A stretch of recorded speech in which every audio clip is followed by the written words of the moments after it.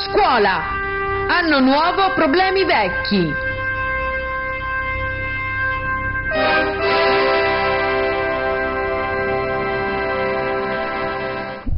A scuola con i vecchi problemi, si è appena aperto l'anno scolastico e abbiamo dovuto sentire nuovamente i problemi che ormai si trascinano da tanti anni, insegnanti precari, si torna a parlare poi appunto innalzamento della scuola dell'obbligo a 18 anni, la ministra Fedeli ne ha parlato a Rimini anche, promozione assicurata, uso dello smartphone in classe, insomma si è parlato poco invece di quelle che sono le materie, quindi della didattica, di come si insegna a scuola. Prima lo accennava il dirigente scolastico Zanoni, che cosa si fa in classe in queste ore che gli studenti passano appunto nelle aule delle nostre scuole.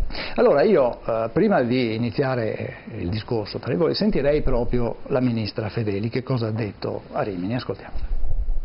Io credo che se quella sperimentazione poi funziona, va bene, tutti i decisori politici sono d'accordo e per me questo è importante perché la scuola non deve essere terreno di scontro ma di condivisione la più larga possibile perché parli dell'oggi e del futuro del Paese. Ecco, a quel punto, secondo me, si dovrebbe fare davvero una rivisitazione complessiva dei cicli scolastici da un punto di vista proprio della qualità dei percorsi didattici interni e questa è un'opinione ovviamente legittima come quelle di altri, io sarei per portare l'obbligo scolastico a 18 anni, ma perché? Perché guardate, noi continuiamo a dirlo in sedi seminariali, in convegni pubblici, ma un'economia come la nostra, che vuole davvero puntare su crescita, benessere, deve puntare sull'economia e sulla società della conoscenza, così come peraltro ci viene anche dall'ultima agenda ONU 2030 sottoscritta anche dall'Italia. Ma se tu punti su questo, tu devi sapere che il percorso educativo e formativo che non smette mai nel corso della vita ha comunque bisogno anche di avere una più larga partecipazione possibile, ovviamente non è che so che non si realizza in 2 giorni, però la visione e l'attuazione è importante. Devi avere una partecipazione la più larga possibile, almeno fino ai 18 anni, poi per percorsi anche diversificati, del liceo, degli istituti tecnici professionali o delle strutture professionali, così come l'abbiamo anche rivisitata e riqualificate con una delle deleghe della buona scuola. Però il sapere e le nuove competenze, quindi proprio investire sull'apprendimento permanente, secondo me è un elemento fondamentale. Ecco, queste le parole dunque della ministra Fedeli. Zanoni annuisce. Dal punto di vista logico i discorsi che fa la ministra sono assolutamente condivisibili.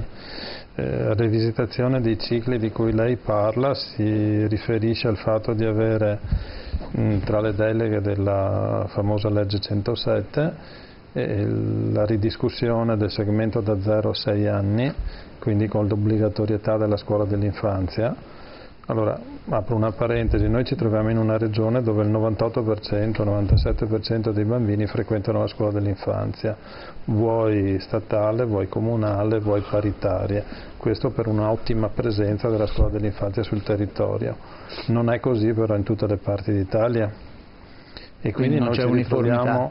Non c'è uniformità, quindi noi ci ritroviamo a godere di risultati che poi si vedono nei test Invalsi, nei test OCSE Pisa, perché una prescolarizzazione comincia già dalla scuola dell'infanzia oppure anche da attività di tra virgolette prescuola che possono essere fatte addirittura al nido. Io vedo mia nipote per esempio deve essere attività socializzanti o di inizio di qualche competenza, saranno gli incastri o qualcos'altro che cominciano da prima.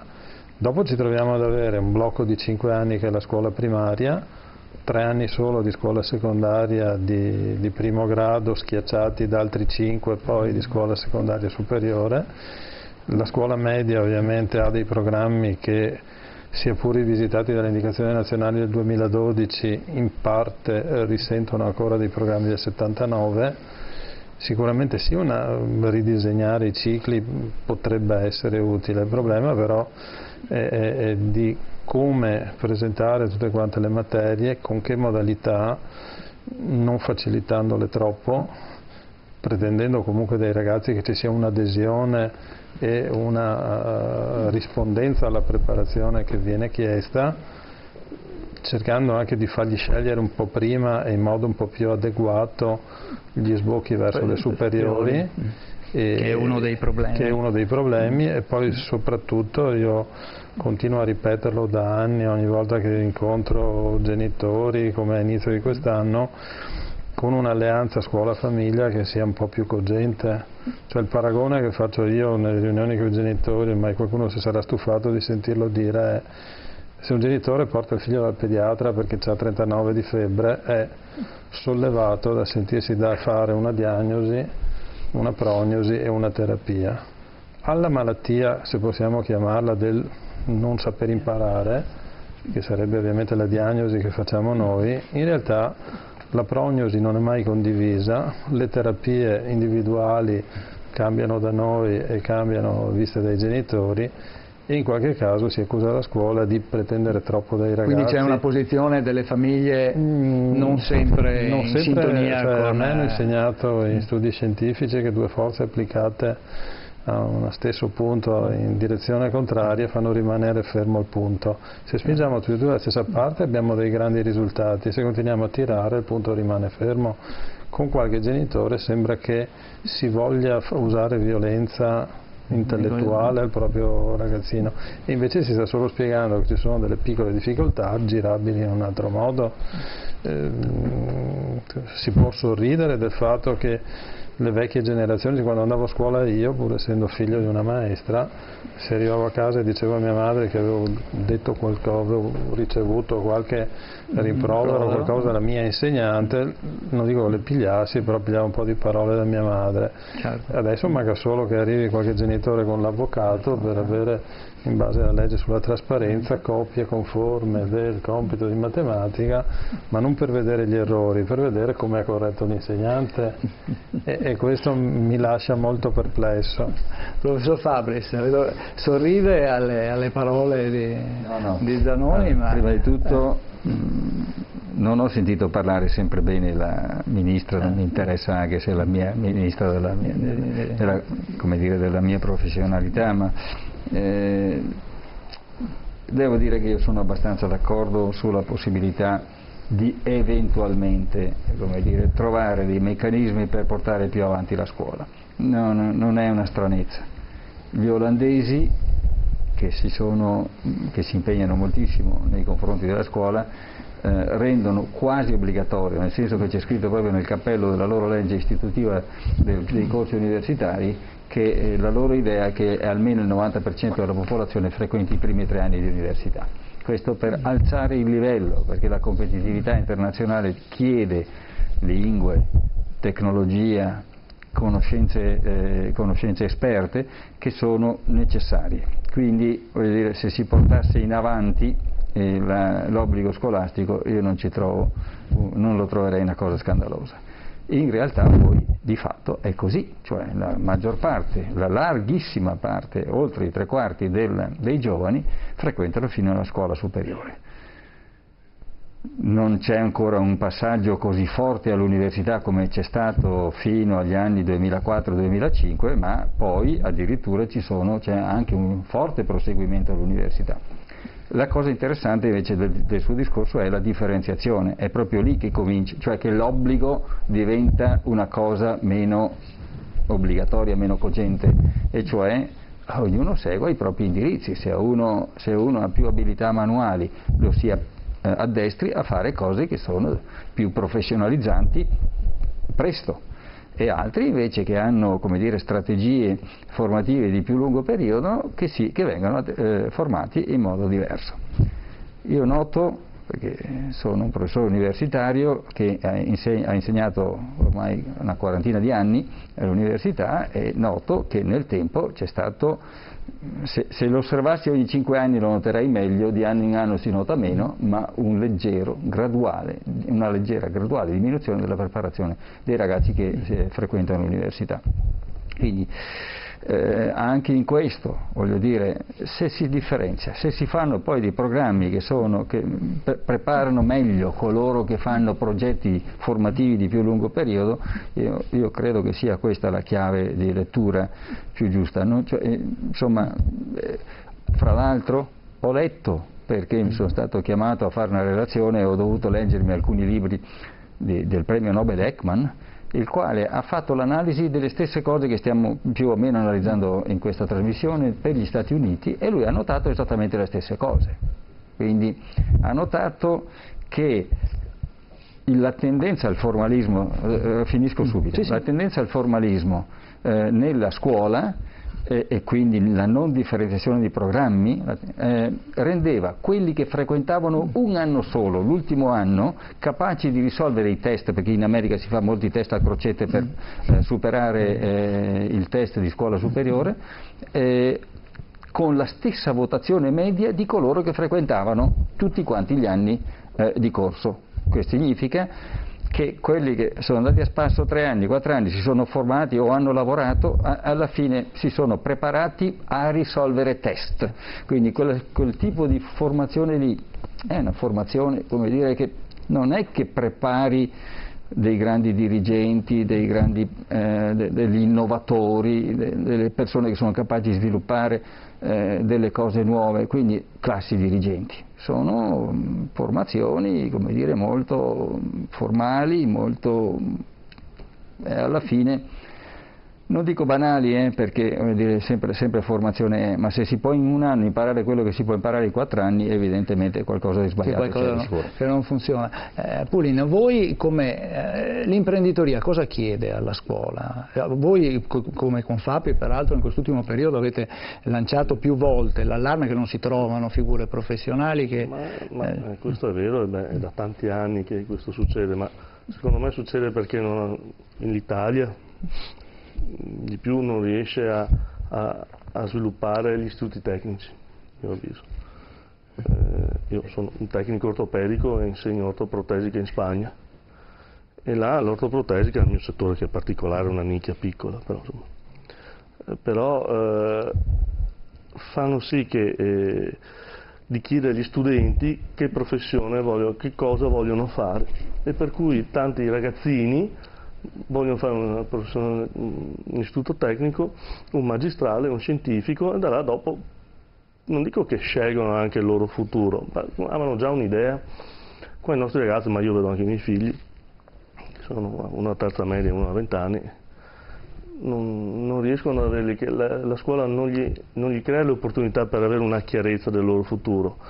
Noi imprenditori, io faccio una fatica anch'io a trovare ragazzi, di fatto che io assumo spagnoli nel mio settore specifico, perché non riesco a trovare... Perché qui non c'è... No, ci sono varie università in Italia che formano il tecnico ortopedico, ma sono poche, e tra l'altro il Veneto non ce l'ha neanche, però fai fatica a trovare la volontà anche di questi ragazzi di capire il loro futuro.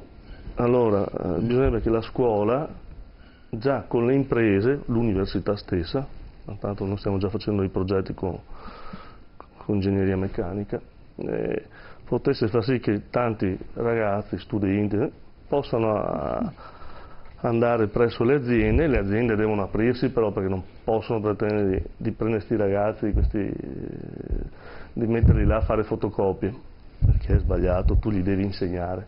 Cioè, quando un ragazzo viene in un'azienda bisogna mettersi una mano anche noi sulla coscienza a dire dobbiamo applicarci, perché è sul portafoglio, certo, perché non puoi farli venire gratuitamente, perché un riconoscimento anche economico va dato in questi stage. E quindi una maggiore apertura, professor Casen, al rapporto scuola-lavoro, di cui si parla sempre, si parla da tanto tempo, ma ancora fatica perché c'è ancora, lo sentiamo, no? Questo scollamento. Ma è un scollamento tipicamente italiano, in Germania è molto meno, tant'è vero che i giovani in Germania vengono inseriti facilmente nell'attività produttiva perché sono hanno già capito, hanno vissuto, quantomeno hanno respirato all'interno delle aziende un'esperienza che riescono a connettere il sapere con il fare, no? La scuola italiana, io ho sentito volentieri le parole della ministra Fedeli, ma stanno rimestando una cosa che è vecchia di 100 anni, cioè un po' meno, cioè la vecchia riforma Gentile che non è mai cambiata. Ci hanno messo le pezze, ci hanno messo i tacconi, hanno aggiustato le crepe, ma non posso dire che ho bisogno del consenso anche degli insegnanti. Certo che ho bisogno, se no il consenso degli insegnanti che cavolo faccio? Cioè centinaia di migliaia di insegnanti che non sono coinvolti nella scuola, non sono di ruolo, che sperano dopo 20 anni di insegnamento di essere inseriti, ma cosa posso pretendere da questi insegnanti che sono stati avviliti nella loro esperienza? E allora bisogna cambiare, ma bisogna cambiare il tipo di scuola.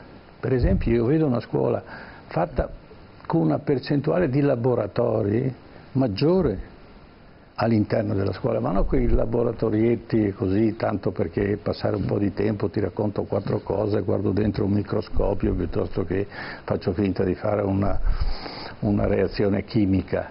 No, capire esattamente come funziona e poi avere un corrispondente esterno che accetta questi giovani e li coinvolge. Ma la scuola ormai non può continuare a insegnare, per carità, giustamente Dante Alighieri, perché è il nostro padre, diciamo, tutelare della nostra integrità intellettuale, però non posso continuare a raccontare sempre le stesse storielle. Va raccontata la storia moderna per quello che è, già è abbastanza falsata, si sa poco della storia moderna, ma va raccontato come funziona la nostra società. Ma poi ci troviamo purtroppo questa riforma che non è mai stata fatta, perché ci sono stati vari tentativi, ma sono stati appunto soltanto dei interventi palliativi, si trova di fronte a un'altra grande riforma, che sono i media. Ormai noi viviamo, lavoriamo, siamo connessi direttamente con i computer e quindi non possiamo muoverci diversamente.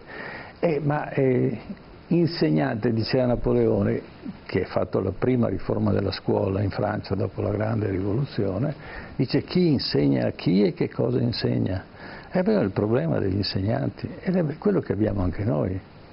Un insegnante deve fare i corsi di aggiornamento. Negli anni 70, 60, 70 si facevano i corsi di aggiornamento, ogni anno c'erano 10, una settimana, 2 settimane di corsi di aggiornamento perché e non c'era questa esigenza così di cambiamento come c'è adesso. La dealfabetizzazione dei nostri allievi nasce dal computer, non parlano più. Se scrivono per abbreviazione, i concetti sono estremamente fragili, sono essenziali, quindi se devo fare un ragionamento con una certa compiutezza, e l'allievo anche all'università non mi segue, oppure se fa una domanda non lo capisco. Cioè mi sono trovato di fronte anche su cose abbastanza banali, quindi si parlava di cinema, si parlava di televisione, si parlava di cose che si vivono normalmente e non sono integrati. L'altro aspetto della scuola, per esempio, è quello che i giovani vengono parcheggiati e abbiamo 10 canali di cartoni animati dove i bambini vengono parcheggiati lì perché la babysitter costa troppo e lo metto davanti al televisore. Ma io poi non spiego come leggere un'immagine, come leggere una narrativa cinematografica. E allora spiegavo ai miei allievi all'università che quando vanno, e gliel'ho dimostrato perché poi facendogli vedere i film dico, vedi, spiegami quello che hai visto, lui ha capito la storia ma non ha capito come è stata costruita il lessico e la grammatica di quella costruzione cinematografica. Cioè vengono, si fanno una grande pera, partecipano alla proiezione ma non vedono come avviene questa cosa, e questa è grammatica. Oggi il mondo delle immagini ci subissa da tutte le parti, quindi dobbiamo sapere come leggere un'immagine, come ci viene proposta, come capire, come è stata costruita, perché se no non riesco a capire esattamente come non riesco a capire la Divina Commedia, non riesco a capire un film di Fellini piuttosto che di Antonioni, oppure qualsiasi altra cosa, ma lo stesso programma televisivo. La stessa informazione, quanto è taroccata, quanto è manipolata l'informazione, quanto riesco a manipolare l'informazione, con la stessa immagine posso dare questo e il contrario di quello, ma cadono dall'albero come la mela di Newton. Fabris, cosa voleva? Mi lego a questo discorso che faceva il professor Casen.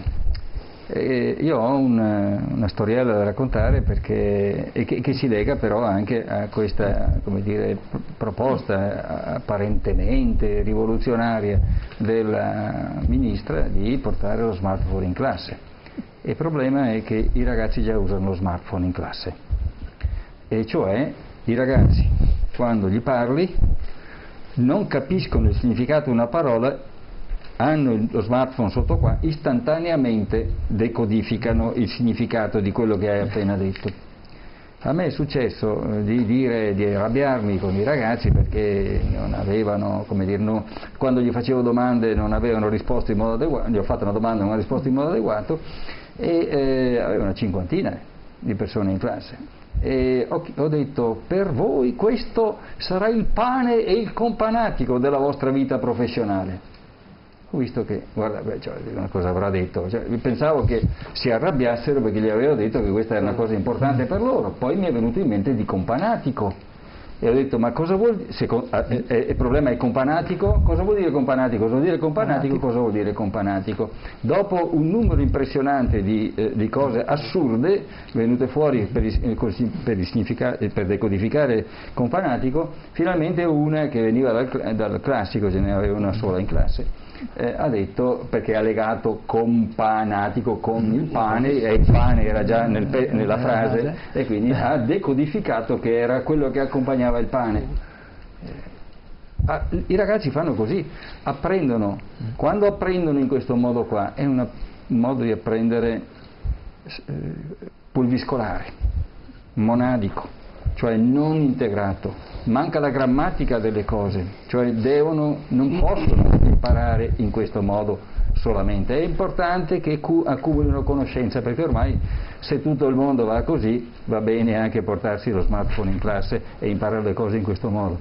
Ma la scuola deve insegnare la grammatica, che è una cosa fondamentale, altrimenti non riesco mica a legare pezzi di frase, perché queste sono le cose che io noto che i ragazzi gradatamente mancano sempre di più negli anni. Sì, posso coadiuvare questo concetto, cioè capiscono la parola ma non il concetto che hai espresso, cioè capiscono le singole parole, ma quando tu fai un discorso molto complesso allora fanno fatica a seguirti perché ci sono dei buchi, certe parole non le capiscono, quindi non riescono a concettualizzare quello che stai esprimendo. Ecco, allora a proposito di quello che segnala il professor Fabris, prima l'aveva citati anche il professor Zanoni, ogni anno vengono fatte delle indagini a livello internazionale, dei test che valutano la preparazione degli studenti. Uno dei più famosi è il PISA, dopo eventualmente il professor Fabris potrà aggiungere qualcosa. Questo è relativo allo scorso anno, è stato presentato nel dicembre dello scorso anno e il nostro corpo studentesco figura al 35° posto, non brilla particolarmente. Come vediamo da questa classifica che abbiamo in sovraimpressione, i migliori sono Singapore, il Giappone e l'Estonia, ma poi vediamo che c'è anche la Finlandia, la Slovenia, la Gran Bretagna e via discorrendo. Noi siamo al 35esimo posto. Ecco, io volevo porre l'accento, anzi mettere un attimo una lente di ingrandimento sulla Finlandia, che per anni è sempre stata ai primi posti per quanto riguarda appunto queste classifiche. Gli studenti brillano in modo particolare. Ecco, la Finlandia sta, come dire, sperimentando una scuola senza materie, dove i ragazzi imparano per esperienze sostanzialmente. Allora volevo sentire innanzitutto Zanoni cosa ne pensa, se ha una conoscenza.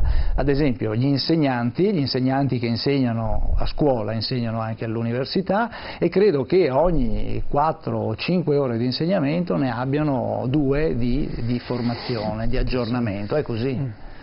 Beh, da noi diciamo l'obbligatorietà della formazione risale alla legge 107 del 2015, però stiamo ancora procedendo per tentativi, perché se da una parte la legge lo dice ma dall'altra il contratto collettivo nazionale di lavoro non lo norma, la formazione rimane diritto-dovere e non obbligo, e questo sarebbe un passo ovviamente da fare.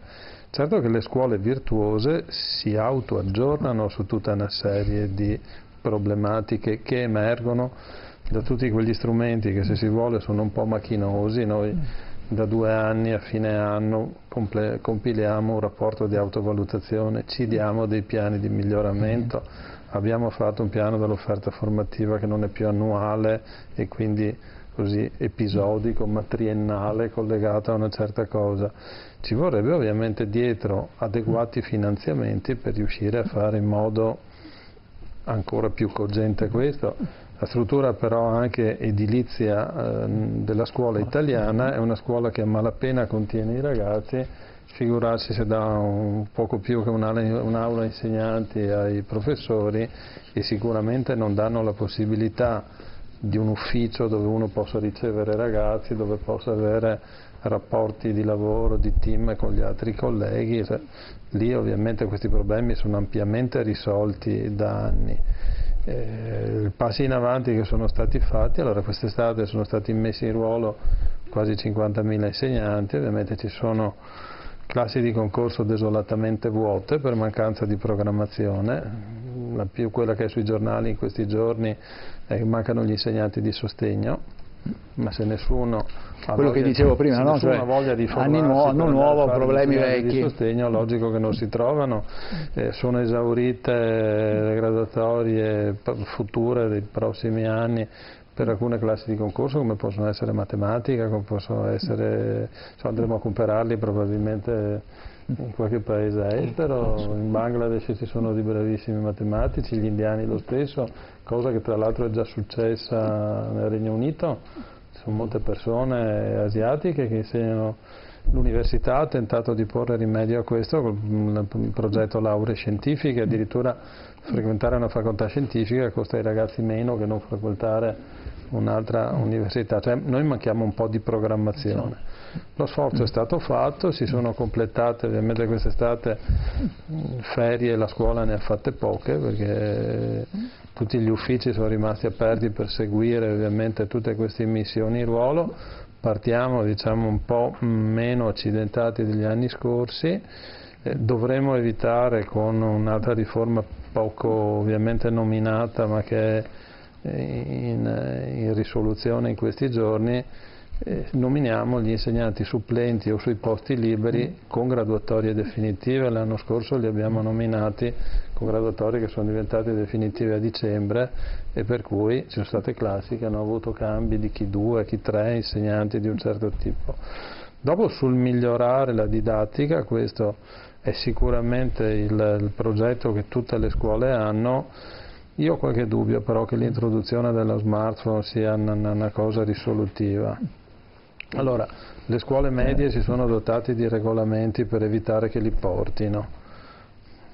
per evitare che ci giochino, che chiamino a casa, eccetera. È anche l'età dove il ragazzino... Forse bisogna capire come si possono usare, ad esempio appunto in Finlandia li usano assieme ai tablet, però servono per fotografare la formula alla lavagna piuttosto che imparano anche a fare delle ricerche e questo è utile anche per capire poi come utilizzare la rete. Io ho visto un servizio in televisione poco tempo fa appunto sulla Finlandia, dove c'è l'interazione tra studente e insegnante che è veramente incredibile.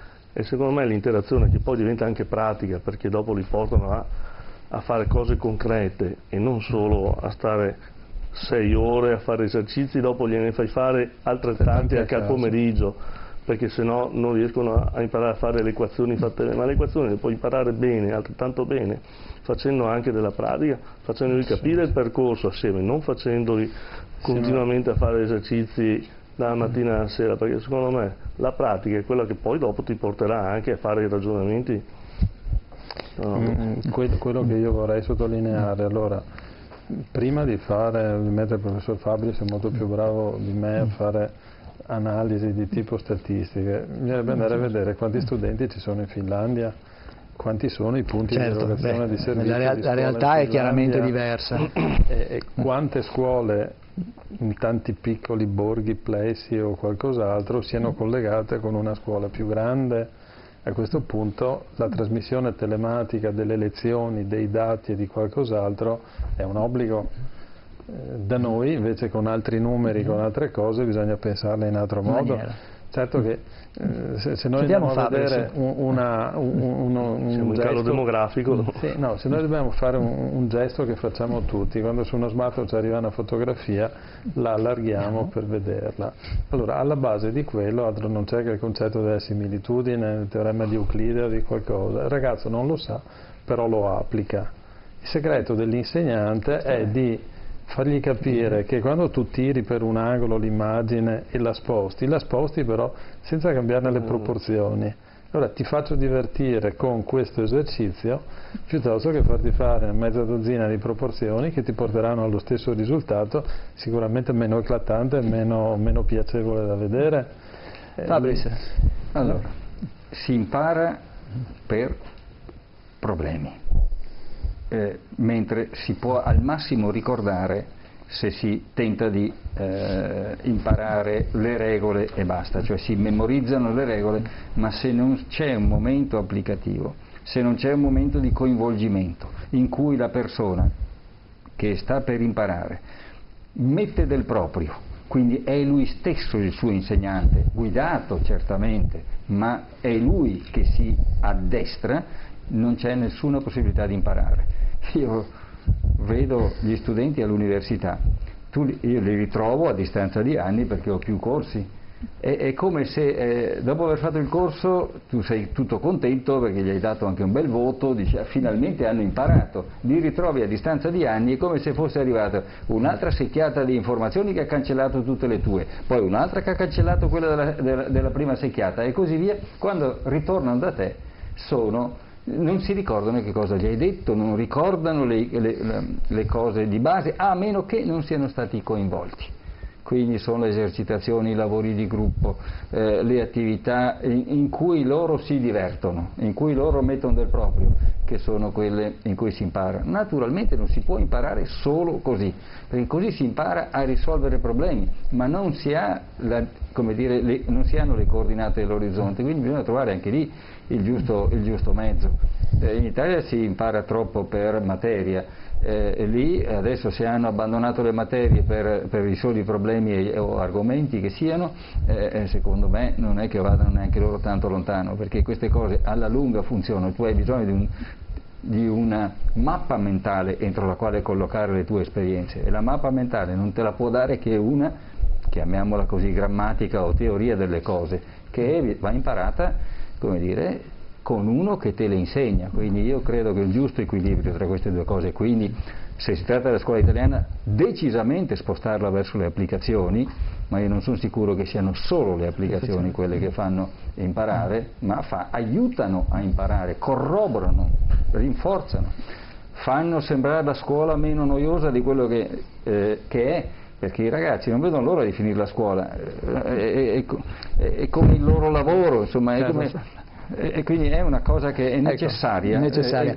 Prima abbiamo parlato del rapporto scuola-lavoro. Ecco, c'è un dato che è stato diffuso in questi giorni nel centro studi di Confindustria riguardante gli occupati nel 2016 nella fascia d'età tra i 15 e i 24 anni. Allora, in Italia era il 16,6% la percentuale contro il 45,7% della Germania e una media dell'Eurozona del 31,2%. Quindi diciamo negli altri paesi in questa fascia d'età ci sono più occupati. Quale fascia? 15-24 anni. Se andiamo nella fascia tra i 25 e i 29 anni invece in Italia il tasso di occupazione è del 53,7%, però negli altri paesi europei è superiore tra i 14 e il 17% punti percentuali appunto rispetto all'Italia. Quindi anche questo è un dato che fa capire come oltre confine, diciamo, si lavori in maniera diversa. Non credo che sia una questione di come dire, occasioni occupazionali, perché abbiamo sentito prima l'imprenditore che ci dice il lavoro anche c'è. Adesso dobbiamo andare un attimo in pubblicità, poi rientriamo e parliamo anche di quello che è la fuga degli studenti italiani all'estero, che continua a crescere ed è un danno enorme che vale miliardi di euro. A tra poco.